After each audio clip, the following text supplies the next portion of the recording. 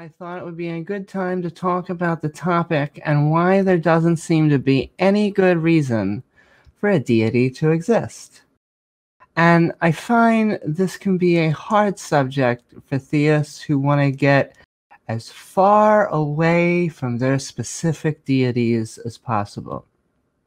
Which makes sense, because in a world increasingly defined by science and technology, room for a god to be hiding in some small crevice behind a rock diminishes. Thus, the path of argument normally starts with Jesus, but if they talk to a skeptic long enough, it's funny how much the conversation begins to switch to, can we really know anything at all? I mean, do we even know if we're just brains in vats? Which is the kind of arguments we get from snake oil salesmen. Nowhere, at any time in a debate on God, has any theist given evidence that could pass empirical testing. Instead, we're left with texts from thousands of years ago, with prophets doing the equivalent of magic tricks.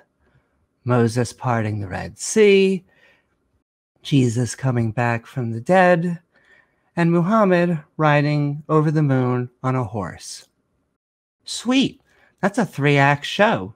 Even includes a pony. You would think a deity, or the creator of the universe, would have an easier time communicating with his creations.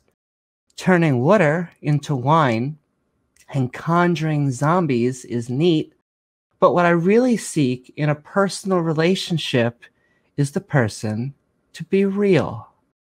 He seemed to love showing up thousands of years ago, but unless we can go on a date together, I'm going to have to turn the possibility of a god down.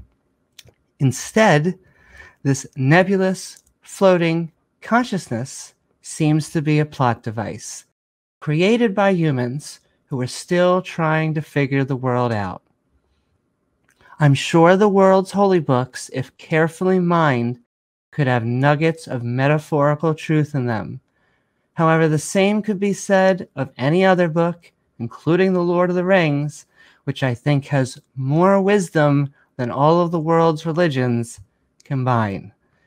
If we've made it this far, most theists will start to make deistic arguments like the Kalam cosmological argument for the existence of a god, which is a great public relations name because, to no one's surprise, it's not an argument for the existence of a god, but special pleading for a being to ignore causality. So are there any good reasons for a god to exist? Simple answer, no. But hey, if they want to change our mind, the lab is always open.